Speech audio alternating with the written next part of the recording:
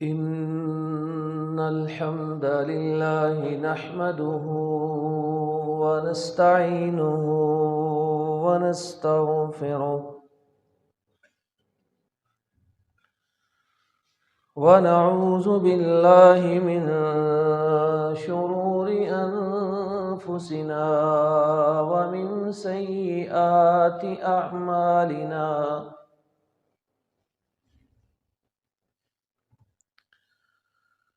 من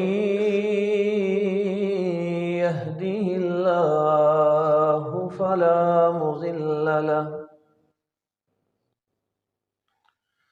ومن يضلل فلا هادي له وأشهد أن لا إله إلا الله وحده لا شريك له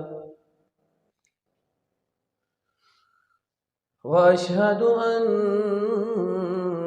محمدًا عبده ورسوله أما بعد فإن خير الحديث كتاب الله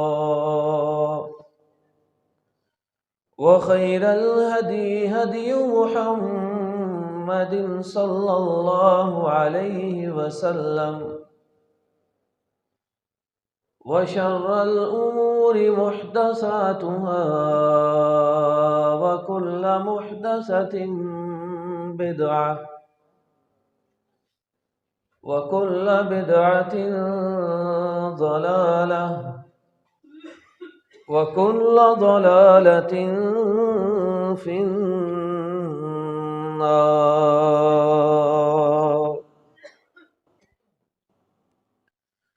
أعوذ بالله من الشيطان الرجيم.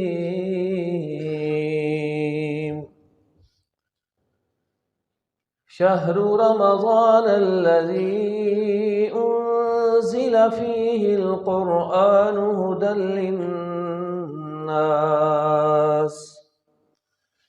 هدى للناس وبينات من الهدى والفرقان.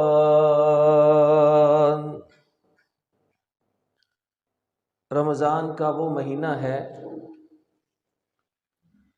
کہ جس میں قرآن مجید کو اتارا گیا تھا لوگوں کے لیے ہدایت بنا کر، اور اس میں ہدایت کے بڑے نشانات اور دلائل ہیں، اور حق اور باطل کے درمیان فرق کرنے والی نشانیاں ہیں. محترم بھائیوں،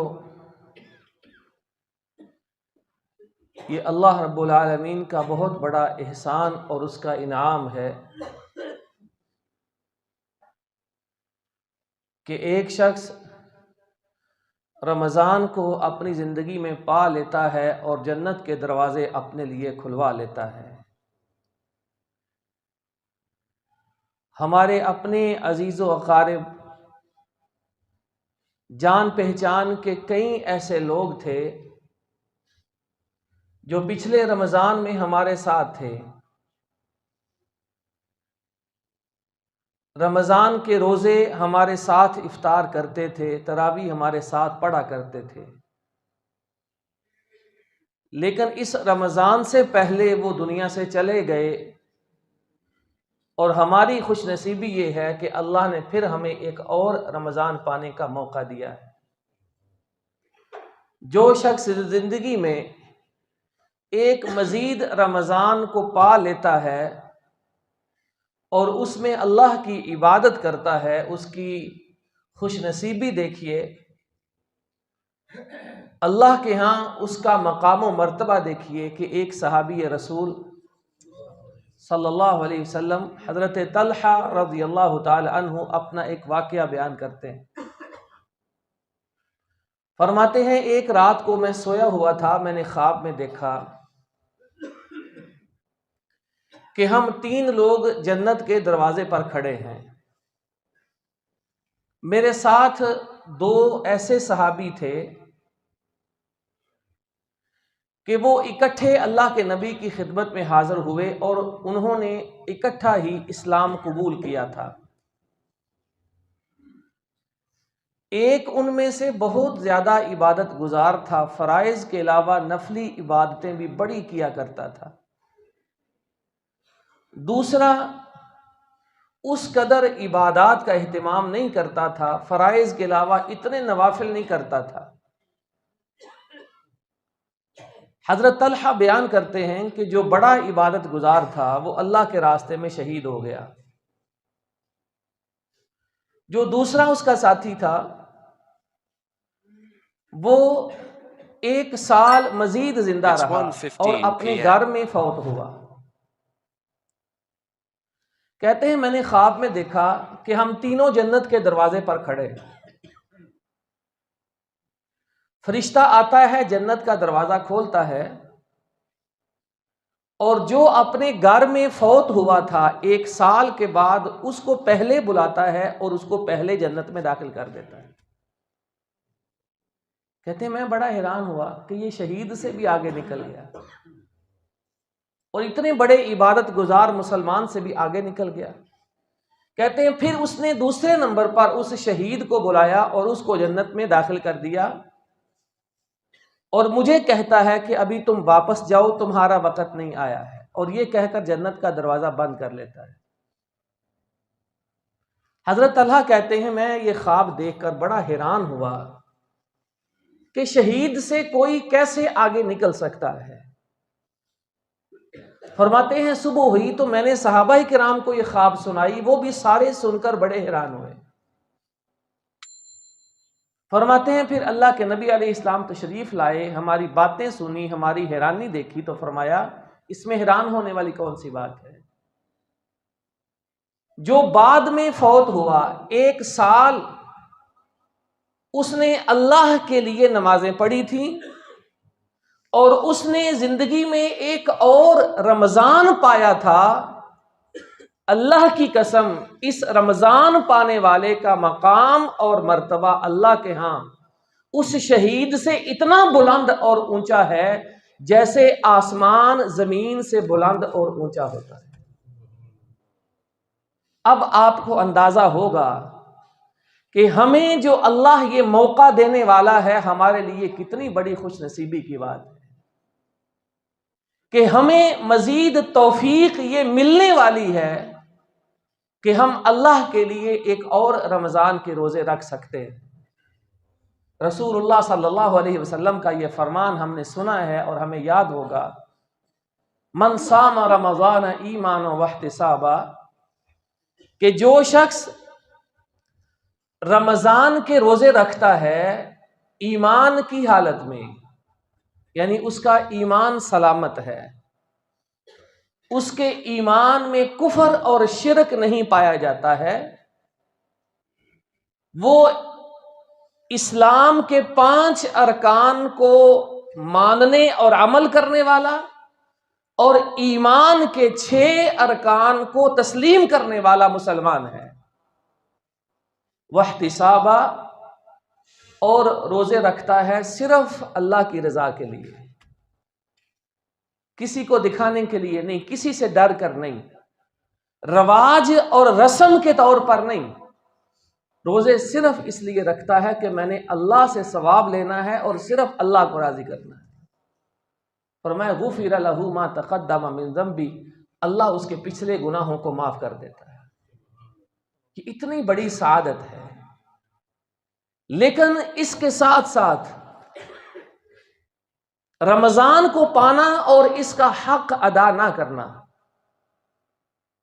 رمضان کی نعمت کو حاصل کر لینا اور اس کا صحیح طرح سے خیال نہ رکھنا، یہ اتنی بڑی بدقسمتی ہے، اتنی بڑی محرومی ہے کہ آپ ذرا سنیے کہ ایسے شخص کے بارے میں جناب محمد مصطفیٰ صلی اللہ علیہ وسلم نے کس قدر خوفناک خبر دی.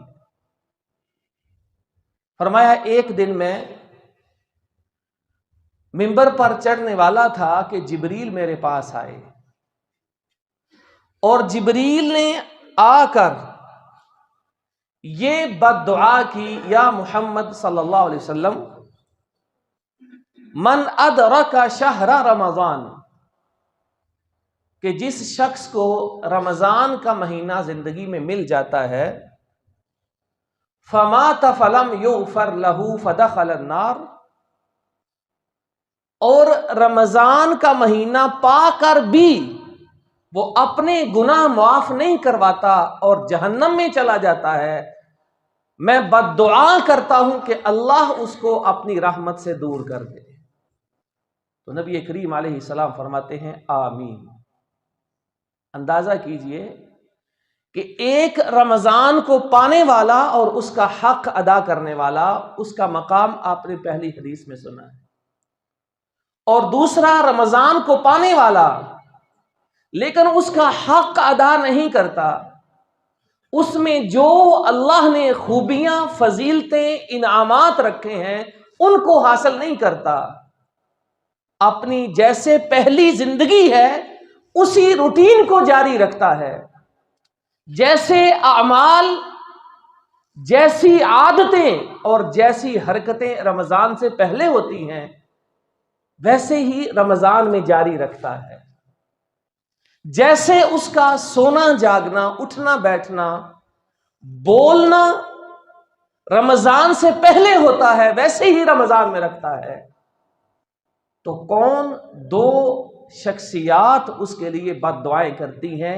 ایک فرشتوں کے سردار ہیں اور دوسرے نبیوں کے سردار ہیں۔ ذرا اندازہ کیجئے کہ جس بندے کے بارے میں یہ دو شخصیات بد دعائیں کریں، اس انسان کی بدقسمتی اور محرومی کا کیا کہا جا سکتا ہے؟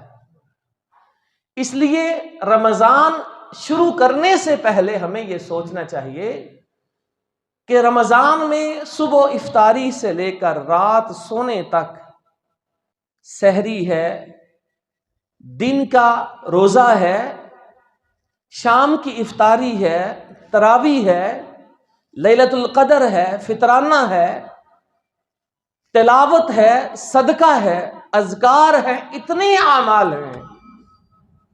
اگر بندہ ان کو کر کے اپنے لیے رمضان کو سعادت والا مہینہ نہیں بناتا ہے تو اس بندے کی بدقسمتی کے بارے میں کیا کہا جا سکتا ہے؟ اس لیے رمضان سے پہلے انسان کو سب سے پہلا کام یہ کرنا چاہیے کہ رمضان کی آمد اور رمضان کے استقبال میں اس کے دل میں خوشی اور شکر کے جذبات ہونے چاہیے۔ اگر کوئی بندہ یہ کہے کہ رمضان آنے والا ہے، یہ بڑی پابندیاں لگ جاتی ہیں، موج مستی، ہلا گلا نہیں ہوتا ہے، اور رمضان کے بارے میں ایسے طنز و مزاح، استہزائیہ اور فضول جذبات اس کے دل میں آتے ہیں، تو سمجھ لیجئے کہ ایسا دل منافق ہو چکا ہے۔ کیونکہ جب رمضان کا مہینہ آتا تھا تو سنیے اللہ کے نبی علیہ السلام صحابہ کو کیا فرماتے تھے۔ آپ ان الفاظ میں رمضان کا تذکرہ کرتے، جب رمضان آتا، اتاکم رمضان شہر مبارک، کہ تمہارے پاس رمضان آیا ہے، یہ مہینہ بڑا ہی برکتوں والا ہے۔ ان الفاظ سے خوشی کا اظہار کرتے تھے، ان الفاظ کے ساتھ رمضان کی تیاری اور استقبال کی اطلاع دیا کرتے تھے۔ تو انسان کو دیکھنا چاہیے کہ اپنے دل میں کیا میں رمضان کے آنے پر واقعتاً بہت خوشی محسوس کرتا ہوں؟ کیا اس بات پر میں شکر ادا کرتا ہوں اللہ نے مجھے رمضان پانا اور رمضان میں روزہ رکھنا یہ پھر موقع عطا کیا ہے؟ اگر یہ خوشی اور شکر کے جذبات موجود ہیں تو ایسے دل میں ایمان واقعتاً موجود ہوتا ہے۔ اور یاد رکھیے، جیسے انسان کے جسم کی عبادت ہے سجدہ کرنا، رکوع کرنا، ایسے ہی نیکی سے محبت کرنا یہ دل کی بھی عبادت ہوتی ہے، اور گناہ سے نفرت کرنا یہ دل کی عبادت ہوتی ہے۔ تو دل کی عبادت رمضان کے لیے یہ ہے کہ رمضان کے آنے پر خوشی اور شکر کے جذبات اس کے اندر ہونے چاہیے. اور دوسرے نمبر پر رمضان کی برکتیں، اللہ کی رحمتیں، اللہ کے انعامات، یہ انسان اس وقت اپنے دل میں حاصل کر سکتا ہے جب رمضان سے پہلے اس دل کو صاف کر لیا جائے، گناہوں کی محبت سے دل کو پاک کر لیا جائے، گناہوں کو دیکھنے کے شوق سے دل کو پاک کر لیا جائے، حسد، کینہ، بغض، ان چیزوں سے دل کو پاک کر لیا جائے. کیونکہ کوئی پاک چیز کسی برتن میں اسی وقت رکھی جاتی ہے جب برتن کو پہلے پاک کیا جاتا ہے. تو اگر دل گندا ہو، دل کے اندر گناہوں کے پروگرام ہوں، دل کے اندر گناہوں کی محبت ہو، دل کے اندر غیر اللہ کے لیے کشش پائی جاتی ہو، دل کے اندر ویسے ہی میچ ہو رہے ہیں ان کا شوق پایا جاتا ہے، دل کے اندر ویسے ہی فلمیں، ڈرامے، گانے، ان چیزوں کو سننے اور دیکھنے کا شوق پایا جاتا ہو، اگر دل کے اندر یہ گندے جذبات پائے جاتے ہیں تو سوچئے اس دل پر رمضان میں اللہ کی رحمتیں کیسے نازل ہو سکتی. نبی کریم علیہ الصلوۃ والسلام ارشاد فرمایا کرتے تھے، ان فی الجسد مضغۃ اذا صلحت صلح الجسد کلہ، کہ لوگوں یاد رکھو، انسان کے جسم میں ایک گوشت کا ٹکڑا ایسا ہوتا ہے کہ جب وہ ٹھیک ہو جائے تو سارا جسم ٹھیک ہو جاتا ہے. یہ بات سننے والی اور یاد رکھنے والی اللہ کے نبی کا فرمان ہے صلی اللہ علیہ وسلم، کہ جسم میں ایک ٹکڑا ہے، ایک ایسا مرکز ہے کہ جب وہ ٹھیک ہو جائے سارا جسم ٹھیک ہو جاتا ہے. وَإِذَا فَسَدَتْ فَسَدَ الْجَسَدُ كُلُّهُ، اور جب وہ بگڑ جائے، وہ خراب ہو جائے تو سارا دل خراب ہو جاتا ہے. فرمایا الا سنو وہی القلب، وہ دل ہوتا ہے.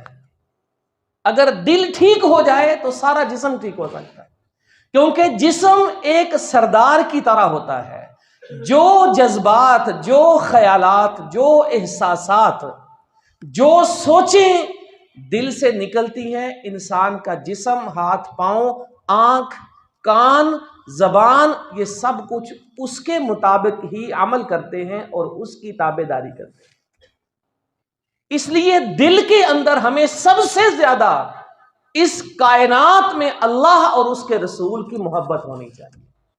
اسی لیے نبی علیہ الصلوۃ والسلام نے فرمایا تھا، اب آپ غور کریں اس کے بعد، کہ فرمایا کوئی شخص تم میں سے مومن نہیں ہو سکتا جب تک مجھ سے ہر چیز سے زیادہ محبت نہیں کرتا. یہ محبت اسی کو کہتے ہیں. اللہ کے نبی نے جو فرمایا ہے وہی میرے لیے سب سے بڑھ کر محبوب ہوتا ہے. جس کو منع کیا، روکا ہے، وہ میرے لیے قابل نفرت ہے. محبت اس کو کہتے ہیں. تو سب سے پہلے دل کو پاک اور صاف کرنا چاہیے تاکہ اس دل پر اللہ کی رحمتیں نازل ہو سکیں. اور دوسرے نمبر پر ہمیں رمضان اور روزے میں ایسے اعمال سے بچنا چاہیے جو انسان کے روزے کا اجر اور ثواب ضائع کر دیتے ہیں. دیکھیے نبی علیہ الصلوۃ والسلام ارشاد فرماتے ہیں، من لم یدع قول الزور والعمل به والجهل فليس لله حاجہ ان یدع طعامه وشرابہ، کہ جو شخص رمضان کے اندر جھوٹ بولنا نہیں چھوڑتا ہے، حرام کام کرنا ترک نہیں کرتا ہے، اور جہالت والے اخلاق اور جاہلوں والی زبان استعمال کرنا ترک نہیں کرتا ہے، اللہ کو کوئی ضرورت نہیں ہے اس کے پانی چھوڑنے کی، اس کا کھانا چھوڑنے کی. غور کیجئے کہ جو شخص جھوٹ بولنا نہیں چھوڑتا، گناہ کے کام نہیں چھوڑتا، روزے میں افطاری کے بعد 24 گھنٹے 30 دن، فرمایا وہ کھانا چھوڑ دے، پینا چھوڑ دے، اللہ کو اس کی کوئی ضرورت ہی نہیں. تو اس لیے ایسے اعمال سے انسان کو پیشگی بچنا چاہیے کہ جو اس کے روزے کو خراب کرنے والے، اس کے اجر کو ضائع کرنے والے. اس کے لیے ضروری ہے کہ انسان اپنی جیب سے لے کر اپنے گھر تک ایسے سارے وسائل، ساری چیزوں سے، سارے آلات سے دور رہے جو اس کے ایمان اور اس کے عمل کو برباد کرنے والے۔ گناہوں کے جتنے انتظامات انسان نے کیے ہوتے ہیں، گھروں کے اندر جس قدر علانیہ گناہوں پہ مبنی پروگرام چلتے ہیں، ایسی ساری چیزوں سے انسان کو پہلے سے رک جانا چاہیے کہ نبی علیہ الصلوۃ والسلام فرماتے ہیں کہ جیسے ہی رمضان کا چاند طلوع ہوتا ہے، آسمان سے ایک فرشتہ آتا ہے اور کہتا ہے یا باغی الخیر اقبل، اے نیکیوں کو چاہنے والے آؤ آگے بڑھو، رمضان شروع ہو گیا ہے۔ وَيَا بَاغِيَ الشَّرِّ اقْصِرْ، اور اے گناہوں کے شوقین اب بس کرو کہ رمضان شروع ہو گیا ہے۔ یہ فرشتہ آ کر آواز دیتا ہے۔ فرشتے کی آواز سن کر ہمیں یقین آئے نہ آئے، ہمیں محمد الرسول اللہ صلی اللہ علیہ وسلم کے فرمان پر ضرور یقین کرنا چاہیے کہ ایسے ہی ہوتا ہے۔ تیسرے نمبر پر ہمیں رمضان کے اندر ان تمام کاموں کا اہتمام کرنا چاہیے جن کا خصوصیت کے ساتھ رسول اللہ صلی اللہ علیہ وسلم اہتمام کیا کرتے تھے، کہ رمضان سب سے زیادہ قرآن کے حوالے سے اور قرآن کے تعلق سے معروف ہے کہ اللہ رب العالمین نے اسی مہینے میں قرآن کو نازل کیا تھا۔ اس کا اہتمام ایسے کرنا چاہیے کہ اللہ کے رسول علیہ الصلوۃ والسلام رمضان میں قرآن مجید دہرایا کرتے تھے، پڑھا کرتے تھے، اس کا خاص طور پر ہمیں اہتمام کرنا چاہیے۔ ایسے ہی حضرت ابن عباس رضی اللہ تعالی عنہ فرماتے ہیں کہ نبی کریم علیہ الصلوۃ والسلام رمضان شروع ہوتا تو ایسے خیرات اور صدقات کیا کرتے تھے جیسے تیز آندھی چلتی ہے اور طوفان آ جاتا ہے۔ اللہ کے نبی سارا سال ہی خیرات کرتے، لیکن رمضان میں روزے کی عبادت کے لیے ایسے خیرات اور صدقات دیتے جیسے طوفان اور آندھی آتا ہے، اتنی کثرت سے صدقہ دیا کرتے تھے۔ تو کثرت سے یا تیزی سے یہ مراد نہیں کہ پیسے بہت زیادہ خرچ کریں، پیسے اپنی حیثیت کے مطابق خرچ کریں، لیکن دن میں 2 3 4 مرتبہ جتنی استطاعت ہو، زیادہ سے زیادہ انسان کو صدقات کا عمل اپنے اعمال نامے میں لکھوانا چاہیے، اس کا خاص اہتمام کرنا چاہیے۔ دیکھیے قرآن مجید میں اللہ کیا فرماتے ہیں، مثل الذین ينفقون اموالهم فی سبیل اللہ کمثل حبۃ، اللہ کے راستے میں جو پیسہ خرچ کرتے ہیں ان کی مثال ایسے ہے کہ جیسے ایک دانہ بیج ہوتا ہے، بیج کو جب زمین میں ڈالتا ہے کسان، انبتت 7 سنابل، ایک بیج سے گندم کے 7 سٹے اور بالیاں پیدا ہوتی ہیں، فی کل سنبلۃ 100 حبہ، ایک بالی اور سٹے کے اندر، ایک ڈنڈی کے اندر 100 دانہ ہوتا ہے، یعنی 1 روپیہ خرچ کرنے والے کو اللہ کم از کم 700 روپے کے برابر اجر دیتا ہے۔ یہ دنیا میں مثال اپنی آنکھوں سے دیکھ سکتے ہیں۔ اور فرمایا واللہ یضاعف لمن یشاء، اللہ جس کو چاہتا ہے اور زیادہ عطا کرتا ہے۔ تو اس کے ساتھ ہی رمضان کے اندر کثرت کے ساتھ دعا اور ذکر کا انسان کو اہتمام کرنا چاہیے۔ اللہ رب العالمین ہمیں سمجھنے کی اور عمل کرنے کی توفیق عطا فرمائے۔ وآخر دعوانا ان الحمد للہ رب العالمین۔